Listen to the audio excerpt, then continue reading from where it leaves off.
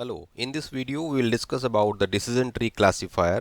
In the earlier videos I have discussed about what is the meaning of supervised learning, what is the meaning of unsupervised learning and how they are different. So decision tree classifier is one of the way to get the solution of the classification problem if our data set is labeled, that means in the case of supervised learning. So friends, the concept of decision tree is not new. It's an old concept we use frequently in our daily life also. It's very easy to understand. So in order to better understand the concept of decision tree, let's take a very small example. Suppose the question is on which we have to take the decision, should I watch a movie? So the foremost question to be asked with yourself is, am I feeling bored? Only then I need to watch a movie for some entertainment point of view. So if I am not feeling bored, then it is better to do some projects. And if I am feeling bored, then the next question comes in the mind, is any of my friend is going out to watch movie? If I am keen to watch movie with my friends only, and unfortunately none of your friend is going, then there is no point to go out. You should watch some downloaded movie and go to sleep. It will be better. But fortunately, if you're feeling bored also and your friends are also going, then the next question to be asked is, do you have sufficient money? If you're not having money, your friends are also going, you are also feeling bored, then there is no point of going out because not you are not having ample number of resources. So it is better to watch some downloaded movie and go to sleep. But fortunately, you are having money with you also, then definitely for sure you should go with your friends to watch movie in some theater. So that's how the decision tree works. That's the basic idea of the decision tree. Hope you are getting it. So before we go in the details of the decision tree, first of all, we should take an overview why we should use the decision trees. So there are some advantages behind the uses of decision tree. One of the advantages, it will undergo the uses of supervised learning. Supervised learning is the the method in which we will train the machine or the algorithm by using the label data. We have discussed it in the previous video.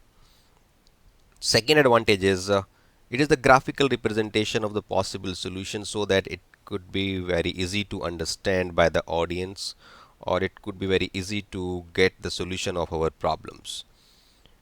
Third one is it is easy to understand and like the previous one, but the paths lead to some conclusion. As we have seen in the example, the decision process will begin from the root node and it goes down and down till we reach to some dead end where we have some leaf node and the system leads to some kind of conclusion, meet out with some conclusion.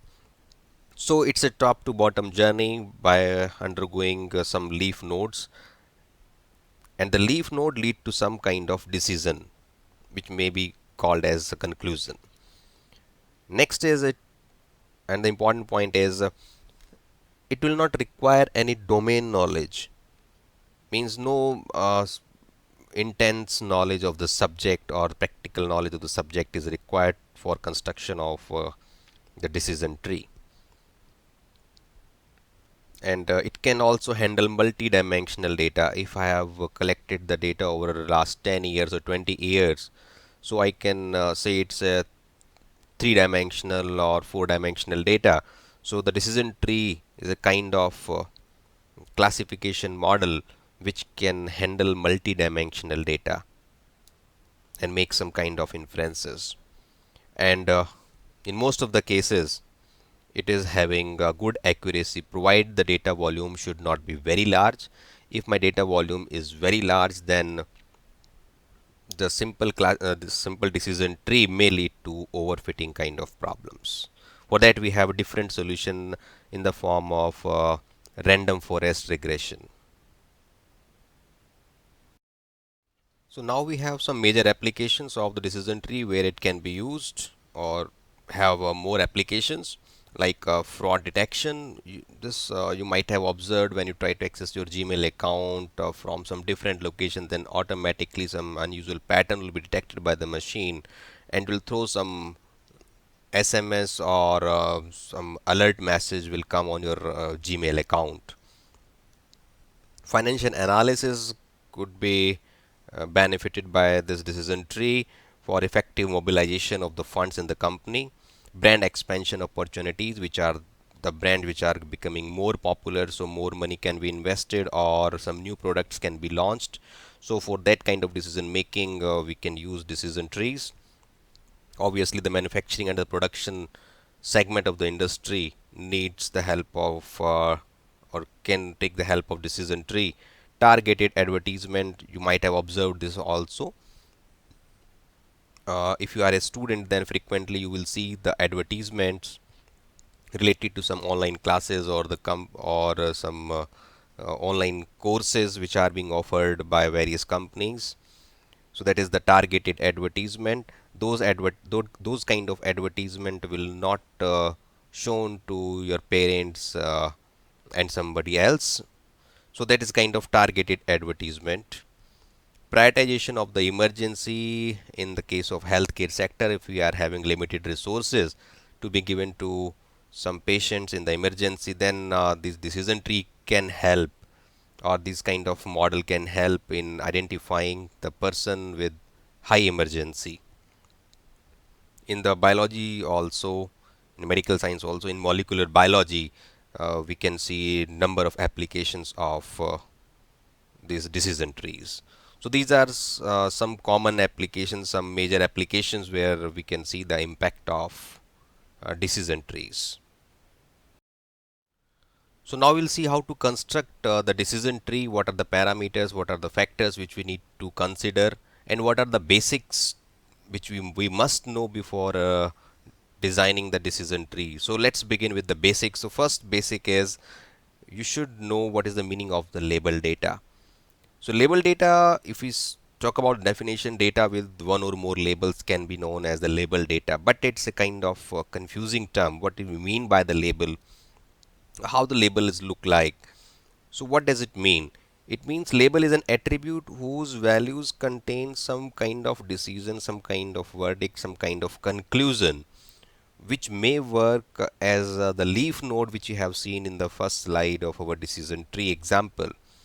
So decision ultimately will go to the leaf nodes, but my data must have some attribute where some decision is there. So that particular attribute is known as the label. We'll see one example uh, to understand the concept of label data. So let's consider this example. It is containing 7 observations and having 4 attributes, or you can say features: age, weight, blood pressure, and yoga habit of 7 persons. So if you look at this data, everything is there, but what do you think? Is it a label data? Is there any attribute which is a kind of decision making where we have some kind of conclusion? Possibly, I don't think there is any attribute. So the decision is this is not the label data. So now we'll see how our label data look like. So now again we'll see the same example, but now this time I will add some more information to the existing data set which is given. Say having heart problem, this is another feature or attribute I can say, which is a kind of decision making attribute. On the basis of the age, weight, blood pressure and yoga, some persons are having heart problem and some are not having heart problem. So this could be some decision making attribute, and hence I can say this is a label data. And in this particular data, this particular segment is known as data and this attribute is known as label. Fortunately, or fortunately the my data is having only one label, but in some cases these kind of labels can be more than one. So hope you have got the idea about the label data and unlabeled data. So let us construct a simple decision tree. I am having some one sample data where I am having two data attribute and one label attribute, and this data says if the color of the pencil is black and the length is 11 centimeter, then the company will be Camlin. If it is red and the length is 11, then it will be Natraj, and so on. So let's try to construct one decision tree for this data. So now consider this data set, and now we'll try to construct the decision tree. So first of all, let me put the condition on the attribute length, and let's say the condition is length less than 11, and if it is true, then we get only two tuples where the length is less than 11, and when the condition is false, we are left with three tuples where the length is where the length is not less than 11. So when we look at the true side, we are having only two tuples, and both the tuples are having the label Apsara. That means we reach to one conclusion: if the length is less than 11, then we definitely going to get an Apsara pencil. And but still there is a point of dilemma, or we can say confusion, on the right hand side, because the label are having Camlin and Natraj both. So again further classification is required. So again we'll put the another condition on the color. Is color equals to black? Again there are two cases. When it is true, we are left with only one row where the color is black and the label is Camlin. So ultimately we reach to 100% conclusion classification. If the length is not less than 11 and the color is black, then the name of the company for which we get the pencil is Camlin. And if it is false, then we are going to get two tuples for which we have two different labels, Natraj and Camlin. So there are 50% chances we can get Natraj and 50% chances we can get the Camlin pencil. So ultimately we reach to these leaf nodes. Leaf node means where the decision has been taken. So every decision tree will end up at these leaf node. No further classification will perform when we reach to the leaf nodes.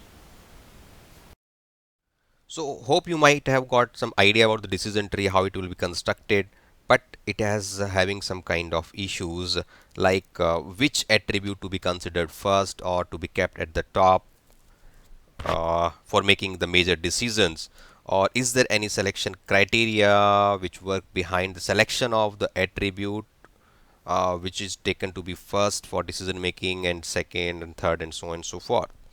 So yes, definitely there is some rational criteria, some specific criteria for that also, and the criteria is the attributes will be selected on the basis of the information gain. Information gain is a kind of term which will kind of factor which will calculate for each and every attribute, and the attribute with the highest information gain will be selected first for making major decision at the top. So what is information gain? We'll see in the next video. Thanks for watching this video.